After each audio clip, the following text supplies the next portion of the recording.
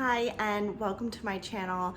My name is Kennedy Slope. I am an indie published romance author, and I'm here to tell you that if you've never heard of me, I'm not surprised.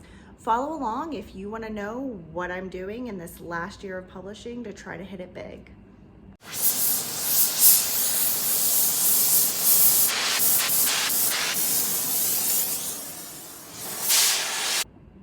Hi, if you're still here, my name is Kennedy Slope. I'm an indie published romance author.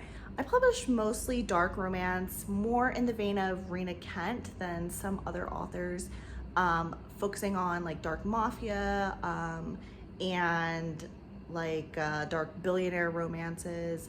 And because I love a good enemies to lovers trope, it's just, there's something about it. So most of my books are in that vein. And if you're here looking for the success story, looking for the how I made six figures, publishing my books, this is not that. I am going to tell you why I've given myself one more year to publish before I decide to move on. Now, if that's scary to you, I get it. We all want to hear success stories. What actually prompted this was I was just kind of scrolling through YouTube as one does. Like, I have a 2-year-old, I'm making dinner, my husband's entertaining our daughter, and I am listening to a video where someone's talking about how they're using TikTok to, have 6-figure months. And then another person is talking about how Facebook ads have helped them grow their business. And another person is talking about how like consistently publishing is blowing them up. And I'm sitting here thinking, I've done all of that. I will say I've not done all of it, but I'm thinking, where are the people like me? Where are the people who consistently talk about all the things that they've tried that they just haven't seen a return on investment, or they have and then it's fallen apart? Where are those videos? Because I think sometimes when we only hear the success stories, we start to get a little bit of, I don't want to say FOMO, that's not the right word, but we start to believe that this business is easy, and it's not. What I will say is I have been a successful writer, and I have had some successful years. Not 6-figure success. I have been a 6-figure successful writer. I have not been a 6-figure successful indie author. But I just wanted to take people along on this last year of mine, this journey, to throw everything I have at self-publishing and see if it's gonna work or not.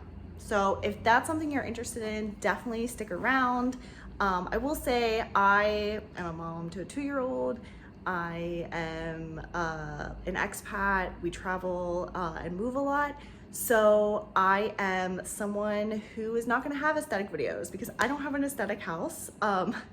As you can see, I am not going to be somebody who is like setting up lighting and things like that. I'm just a normal, everyday author trying to figure it out, who is also a mom.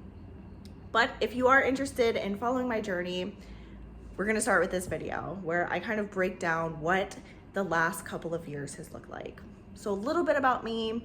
I write under the pen name Kennedy Slope. I was previously a teacher, and I always tell authors or people who are thinking about jumping into indie publishing, if you are writing something even slightly spicy and you have a job where you would be concerned about people reading those things, do not use your own name. I was a teacher. I'm no longer a teacher. I am a full-time author, and I would just not want my students Googling that. So I do write under a pen name, and that pen name is Kennedy Slope. So what brought me to self-publishing? Like many people, in 2019, I had been querying a book for, I want to say I finished it in NaNoWriMo 2016. I edited it. I'd been querying it for at least a year or two. I'd had some really good feedback. I'd had calls for full manuscripts, but it just wasn't the time for that book. It was a true romantasy, kind of in like the new adult space, which had a really big resurgence and then a really big drop, and it wasn't something that was getting traditionally published. And I was just like, I don't want to make this a YA, and I didn't want to make it just like a pure adult. I just felt like it was in the right space. Now it probably would sell, well, maybe not now, but like 2 years ago I probably could have sold it, but I have since moved on from wanting to be traditionally published. So I was querying to agents, nothing was happening, and I was just like, I am so tired of this. A lot of my friends were indie publishers. They were writing kind of new adult romances. One of my friends is a paranormal new adult writer, and they were seeing a ton of success. So I was like, let me just click-clack away and publish a book. Well, that didn't work. In 2019, I published my first book called The Duke's Contract, and I made 69 cents. Now, granted, I did publish it in July, but that is still a very, very, very low amount of money.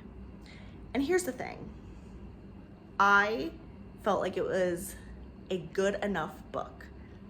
Where I really struggled was not so much the writing, it was the crafting, plotting, drafting, making my characters feel believable in a contemporary setting. I was always like more of a fantasy sci-fi writer, so I really struggled. But I am nothing if not tenacious. This will be a story of tenacity above anything else. So what did I decide to do? I decided to become a ghostwriter. I had one friend who was ghostwriting for a company at the time. I think they were called like sexy ghostwriters, hot ghostwriters. I honestly can't remember. So I gave them a story and they said, no thanks. And it was the best thing that ever happened to me. So I was feeling very rejected, but again, a story of resilience, a story of tenacity. I am nothing if not delusional. So I click-clack, I do research, and I discover Upworks. If you're not familiar with Upworks or Fiverr, they are like freelancing sites where you can connect with different creatives, or, I've had friends who've used it for like creating data sets and different things. But I put my portfolio on Upwork and I reached out to someone who was looking for a very, very cheap ghostwriter to write a contemporary romance billionaire series. And I got the job. I probably got the job because I was kind of like, I will take anything. I don't care about the pay. I had a full-time job. I wasn't relying on that income. It was a nice to have, not a must have. So I took it, I wrote the books, and I had to write them very fast. And the author was very happy. I don't know what happened to those books. I'm not gonna name the author, but they were very happy. And then I got a recommendation to another ghostwriting contract, and then another, and then another. And before I knew it, I was making 6 figures as a ghostwriter, focusing mostly on historical, Western and Regency romances. I have a very firm line that I no longer write contemporary romance, since that is what I publish in. And I even had that line before I was really self-publishing. I was very much like, I don't want to give someone else my own personal ideas. I don't write Westerns or Regency romance, but I was having a lot of success. I mean, I was making 6 figures. I was doubling my teacher salary, and I was having Kindle bestsellers. I was having, not just in my category bestsellers, I was having, books that were hitting #1 on Kindle lists consistently. And I was doing research and figuring out that there was a lot of money that I was missing out on. A lot of money. I was making people a lot that I was not seeing. When you're a ghostwriter, it can be very lucrative. It can be very low stakes. Everybody negotiates differently depending on what you're doing. But I was signing NDAs, and I was also signing agreements that said, once I deliver this story and I receive my last installment of pay, I have no claims to anything. So anything that was being made, I wasn't seeing. And at the time, that had felt great because if you self-publish, you know there's a lot of overhead. And I didn't have to do any of that. I wasn't responsible for marketing. All I was responsible for was writing the book. And ghostwriting taught me how to plot very quickly, very efficiently. It taught me how to write a very clean copy the first time. It taught me a lot of things. And the money that I was making ghostwriting, I was able to also use to start publishing. So in 2020, I didn't publish anything under my own pen name, Kennedy Slope. I was in the midst of, pandemic teaching and also figuring out ghostwriting. I think at one point I was writing 3 or 4 books a month and teaching, and it was just, I was spread very thin. So in 2021, I decided to cut down on my clients for ghostwriting, and I published 2 books. So in September, I published my first book, my first real book. I don't consider The Duke's Contract my first real book. I actually no longer sell it. It's no longer available because it is in no way, shape, or form an indication of where I am now as an author. So I published my first book, Mafia Princess, in September. And I see a little bit of success. I don't have a budget for anything. I mean, I was able to purchase a cover. I was able to hire an editor. A whole nother video I could discuss editors with, but yes, editors are very expensive, even cheap ones. And so all of the money that I was using was going toward that. I didn't know anything about Facebook ads. I didn't know how to get my book out there. I just put it out there.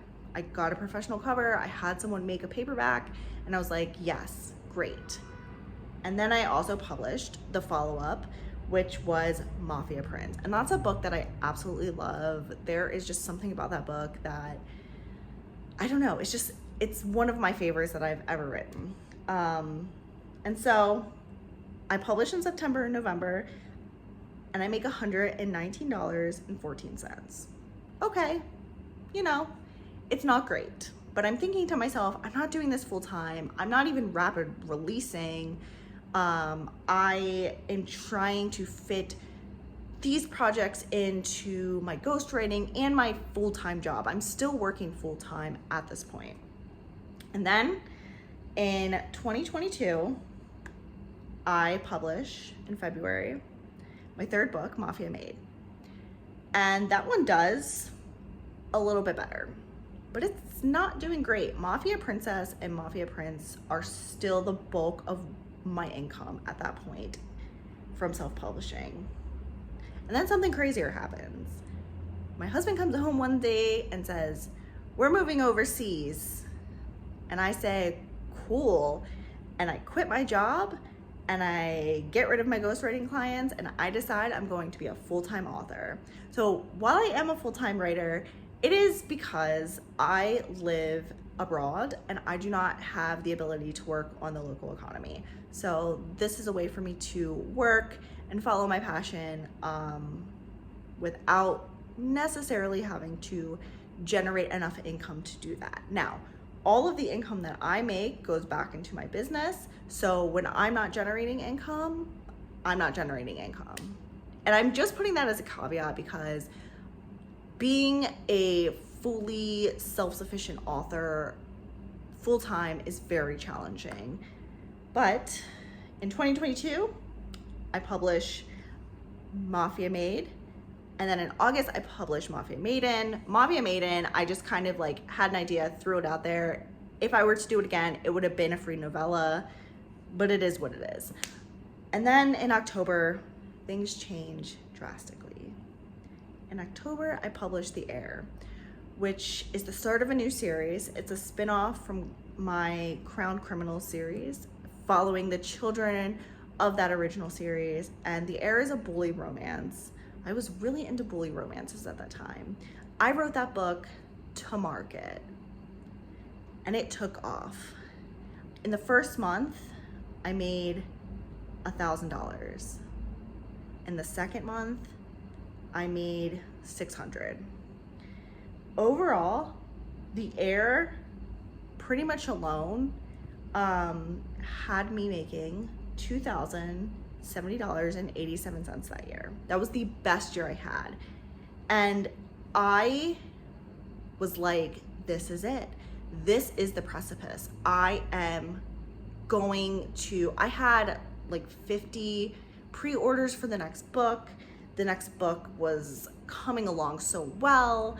I thought I had a great editor for these books. Again, I could make a whole separate rant about some of my issues that I've had finding a good editor, but I was just so invigorated. And then something happens. In the end of 2022, I find out that I'm pregnant. We're very excited. And I spend most of 2023 ill. I had a very difficult pregnancy. I was on bed rest for most of it. I couldn't do much of anything. I had something called hyperemesis gravidarum throughout my whole pregnancy. So I don't write anything, really. I do write, it's not very good, for the rest of the year. And then I have my daughter, I'm postpartum, I'm navigating parenthood, especially in a foreign country. It's all very complex. And guess what? We're moving to another country. So in 2023, things are crazy. Things are just all over the place. I do manage to publish the next book, The Spare, and it bombs. It bombs because I don't market it. I don't take any of the lessons I learned from The Heir and my other series and apply them to this book. I just put it out there and nothing happens.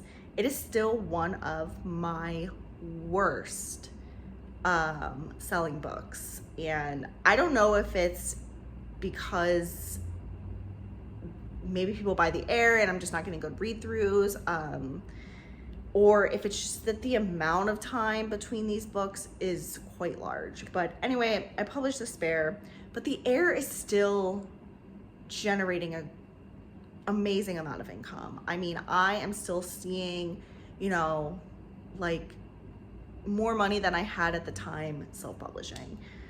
But that trickles off because that is how Amazon works. And so I do end 2023 with my best year ever, which is making $2,158.37. And then in 2024, I'm recommitted. I'm like, I'm gonna do this.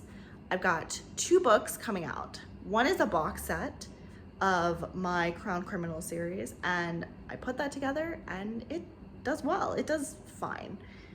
And then in June, I released the last book. Well, at the time it wasn't the last book.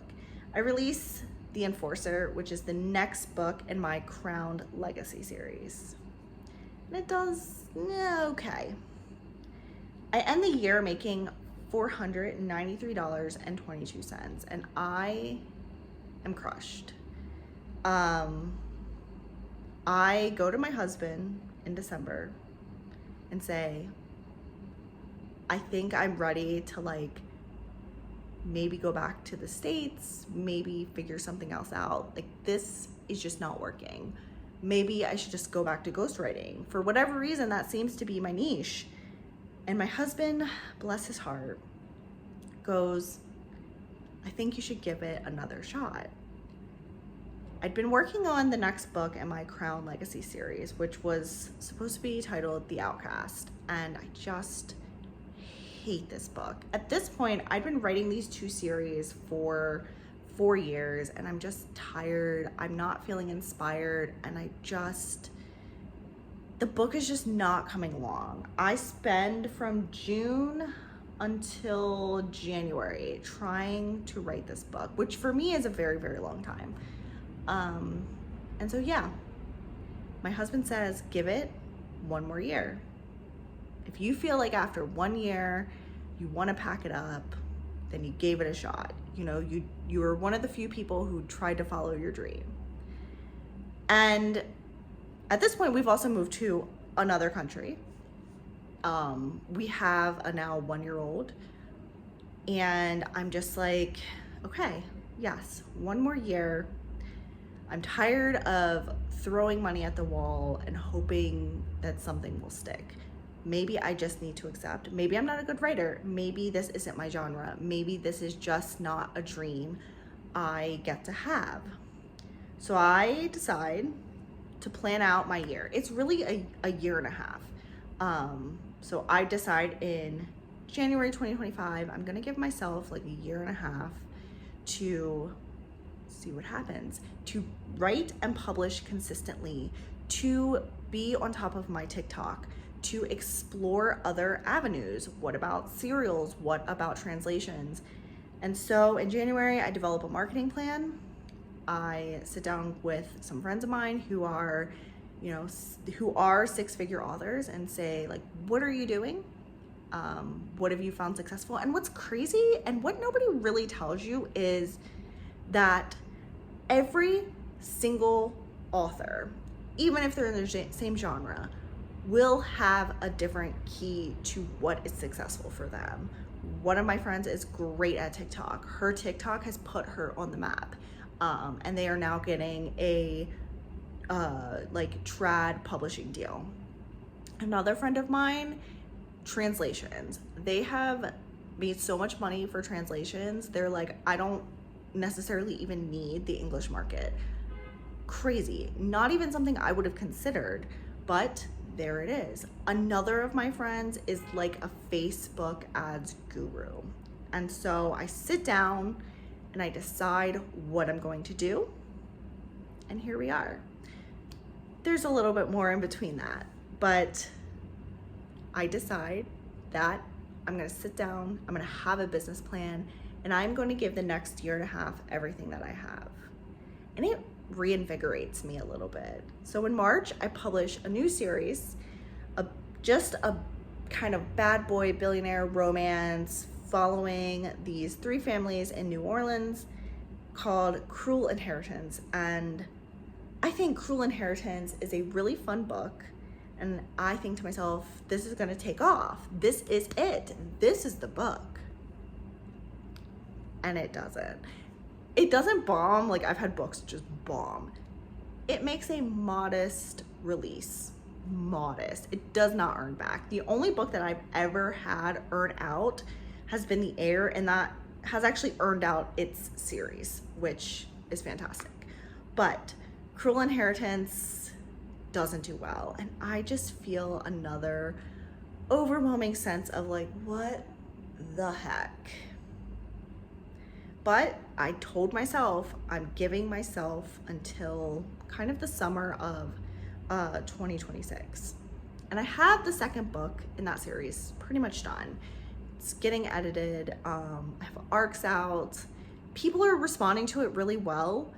One person said it was the best book they had ever read, and that really meant a lot to me. I don't always take reviews with a grain of salt, but it comes out in June, and suddenly Cruel Inheritance takes off. It takes off. In the meantime, I'm like, I don't even want to look at this book because I feel like I'm gonna jinx it. Especially because Twisted Fate is having like a very slow start. But Cruel Inheritance is like, it's consistently from June to now my highest rating book. And I know that's only 2 months, but the amount of revenue it's generating is kind of crazy considering you usually fall off the Amazon algorithm after your like initial release. So it was about 3 months removed. That's not something that generally happens. I did have an ad out, but the ad was not generating revenue. This was completely organic. Don't ask me how. I'm still to this day trying to figure out how this and The Heir just resonated with people, but they did. And then Twisted Fates comes out and it does well. And then I decide, okay, I'm going to translate these into the French market. And oh my goodness, they take off.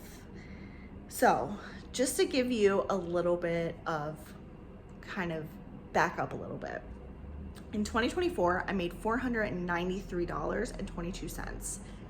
I am on par to triple or quadruple that this year in 2025. I'm currently sitting at the over 1,000 mark, with the bulk of that having been made in the last 2 months. Not all of it, but I will say that majority of it has happened in the last 2 months. And I track all of my business expenses. I'm still on par to turn a profit, which this will only be the second year in my publishing career that is the case. I also have 2 more books coming out. I have the next book in my series, and I have a holiday romance that's coming out, and that holiday romance almost took me out. I love people who can write like happy holiday romances, but mine was like, and then everyone dies. And I had to really, it was a stretch, it was a challenge, but it was a book that I just felt like I needed to get out.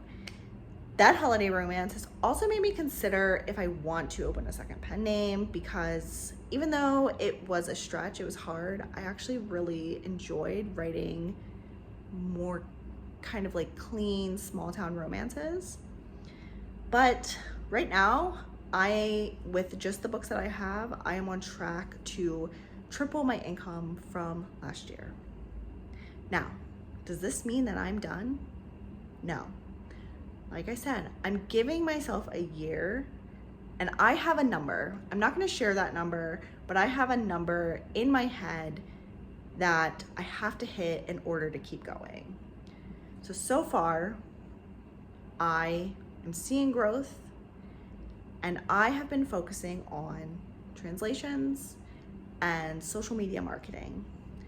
So if you're interested in seeing where does this go, feel free to subscribe to my channel. If you have any questions about being an author, like I have truly done and gone through almost all of it except like getting canceled and rage baiting. I firmly believe that most people who get canceled on the internet have no one but themselves to blame, and usually do it to market themselves. I will not be doing that. But if you're someone who just wants to know what this process looks like when you are struggling, feel free to like and subscribe. I am hoping to do some videos where I talk a little bit more about my process, maybe even talk about ghostwriting, because I have some crazy stories about ghostwriting. I can't give like names, but I can give details. And just kind of checking in with people and seeing like, hey, this worked, this didn't. If you're about to self-publish, or if you're like me and you're struggling and you're like, ugh, I do not want to take a course on Facebook ads, I've probably taken it, and you can see if it pays off. So thanks for watching this video. I hope to make many more soon. And if you are interested, I'm not like great with social media. That's something I'm trying to get better at, but you can follow me on Kennedy Slope on TikTok. It's kennedy.slope. So bye.